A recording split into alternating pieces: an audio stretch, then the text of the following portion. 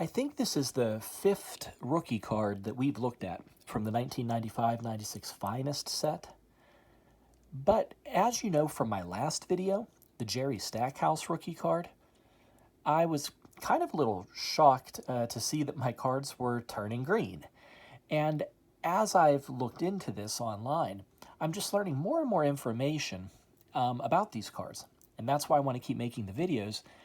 I'll try to keep the new information towards the beginning of the video so that if you've seen the others and I start to repeat, you don't have to watch all the way through. I'll try to keep the new stuff towards the start. These Topps Finest cards, like we've said, were always popular. They fall into the premium, super premium categories because Topps was working hard on innovating the printing process and construction of the card. So today we are looking at the number 114 Rasheed Wallace rookie, who at the time of printing, as it says on the back, he had right here the top career field goal percentage as a shooter, .635, the top in the history of the ACC. So, neat information on the back of the card. But that's not why we're looking at this today. We're looking at it because I learned some new information about the construction of these cards. Topps was introducing its chromium technology. That's what they called it. And that gave these cards a unique metallic shine. Well, in this video, why this video is here, I want to draw your attention to this very informative blog post that I found about how these cards were made.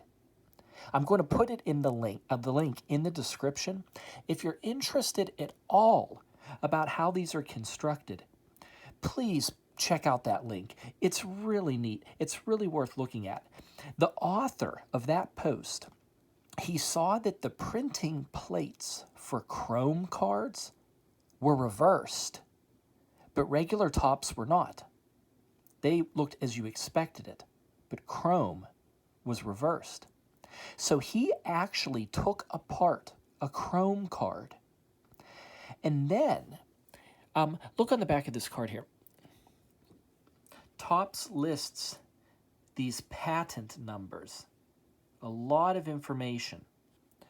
He actually, after taking apart the card, he looked up those patents. So he discovered that what happens with these cards, the image is printed in reverse on the back of a clear plastic section. And then the plastic section is joined with the foil. So you can think of this card as like a sandwich. First, there's like a plastic section of the card, and then the ink is behind that. Then after that, you have the foil part. So that's kind of the first few layers. So it's a really cool blog post. Again, in the description. It's not my post. I just really thought it was neat. I think it's really worth a read. And then when you actually look at the patents that are always mentioned on these cards, you're going to see just how much effort Topps was really putting into this design. Now, continuing on with some ideas we've discussed in previous videos. Unfortunately, with this new technology came what collectors today call greening, or hulking, they sometimes mention it as. And this card, fortunately, isn't as bad as my Jerry Stackhouse. If you want to look at that video, you can see he's turning green. His arm, like all down the arm, is turning green. I want to show you what it looks like when this starts to happen. So we have a little bit right here on the arm, the cheek, and the forehead. And see, that's not the light. That's discoloration on the card. Rasheed Wallace here is starting to turn green. Real little bit on the knee. This card's not too bad, but that's what you're going to initially see when that process starts to happen, unfortunately. We don't know anything conclusive about it. Stories, you have stories, sets where half the cards turn green, then the other half don't. There's cards turning green in PSA and BGS slabs. Cards that suddenly turn green after over 15 years of nothing.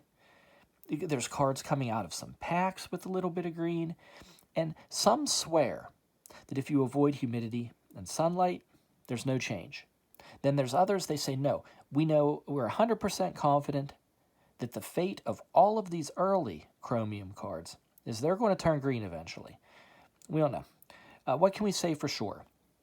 First, it never hurts to avoid humidity and sunlight, regardless of whether this is going to help or not.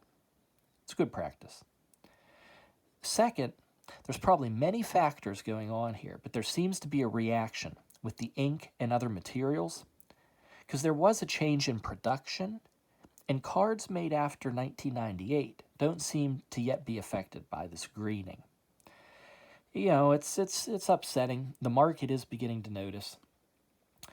This Rasheed Wallace card, just in case you didn't see the other videos, it comes from the 140 card Series 1 of 1995-96 Finest. Within that series, there's this 29 card subset of rookies. They're arranged by order in the draft. So this Rasheed Wallace, this is the 4th card.